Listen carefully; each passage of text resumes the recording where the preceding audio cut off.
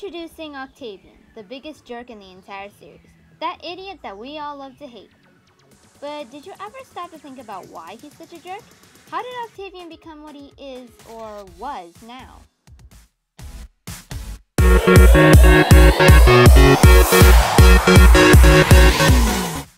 Hey guys, and welcome to another conspiracy video.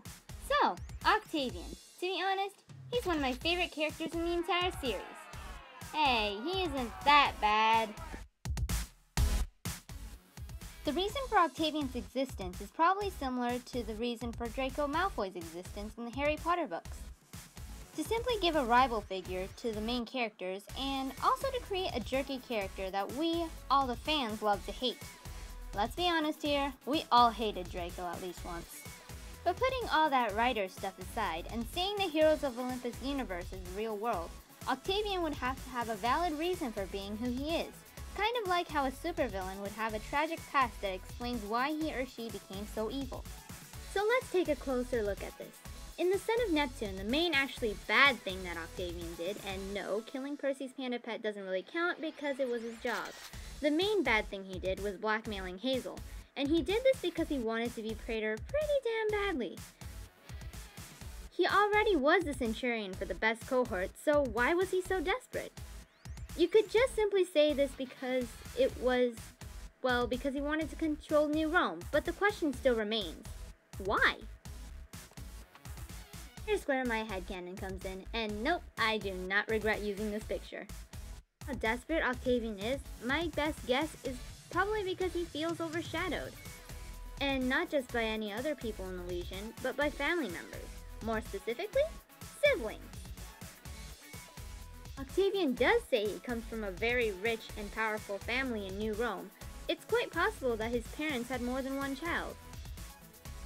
My headcanon, I'm going to say that he had 2 older brothers and 1 older sister. I'm also going to make the oldest brother a former Centurion of the first cohort, and the sister one of the best students in the College of New Rome, and the last brother, let's say, Centurion of the second cohort. This will make one really proud pair of parents, and they would expect just as much, maybe more from Octavian. Thanks to his gift of seeing the future, and yes, I really believe Octavian had the power of prophecy, he was able to become Camp Jupiter's official Ager. And nope, that is definitely not how to pronounce that.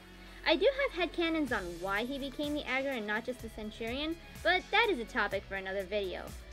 I'm also going to say that Octavian was not too much of a jerk at this time, but since an Ager is not really a leader, he probably still felt like that wasn't enough to please his parents. He probably was able to gain support from his cohort and was later elected Centurion of the first cohort. Was that enough? No. Why? Because his brother already did that. But we all saw in the Blood of Olympus, Octavian is a downright horrible leader. And according to what Reina says, he just doesn't have what it takes.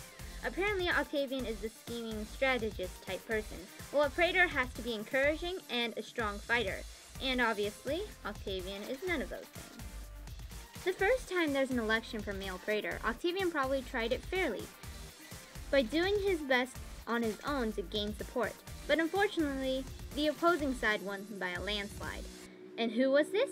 Jason Grace, of course. This is also probably the reason why he hates Jason so much. There is a thing that he actually lived with the Greeks, but Octavian's hatred for Jason seems deeper than just that, so this is probably the real reason. He deals with it for a couple of months, and lucky for this guy, Jason suddenly disappears without a trace, so Octavian doesn't hesitate to take action. He pesters Reina, telling her that she can't handle the job herself, when she obviously could, and tried to get her to have another election ASAP. This is when he starts getting on people's bad side. And Reina reluctantly agrees. And by the way, this is when Percy shows up, and that really ticks Octavian off, because Reina's getting really close to him, and he should be in that spot, and saying that from Octavian's point of view, by the way. During the time he's trying to persuade Reina, he starts finding people with dirty, dark secrets that they don't want going around and starts blackmailing them into voting for him for the next election. One of the people he blackmails is Hazel, obviously. And obviously people start hating his guts, but he doesn't care. If he wins this, his siblings can stop looking down on him. Heck, he'll technically be the ruler of the entire place. he'll be the one looking down on them. But unfortunately, the opposing side wins again. Percy. By now, Octavian probably hates Percy and the Greeks more than ever. Now, fast forward to Annabeth's note in the House of Hades. Though Octavian tries to stop Reyna from leaving secretly, he wanted her to leave. And since she was traveling to the ancient lands, that would make both spaces for the Praetor open. And obviously, he isn't missing his golden opportunity. The second Reyna takes off, Octavian takes control and prepares to attack Camp Half-Blood on his own. And we saw how well that went. Rest in peace, my favorite character. Uncle Rick has murdered you again. Wait! This gives me an excuse to use that video I made!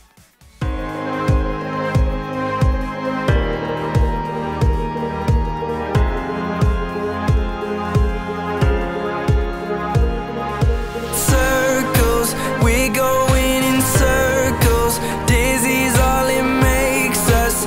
We know where it takes us. We've been before, closer, maybe looking closer. Okay, either you skipped that part, or I made you endure 30 seconds of prep. Yep, I am actually serious about Octavian being my favorite character. Phew, that was ridiculously long, but that's how and when Octavian became the jerk he was in the books. If that made any sense to you, I have no idea, but what do you think? Do you agree with my headcanons for Octavian? Or do you have an idea of your own? Considering this headcanon as the real deal, did your opinions on Octavian change or stay the same? Let me know in the comments below. For rating and commenting on this video, and I hope to see you in my next one.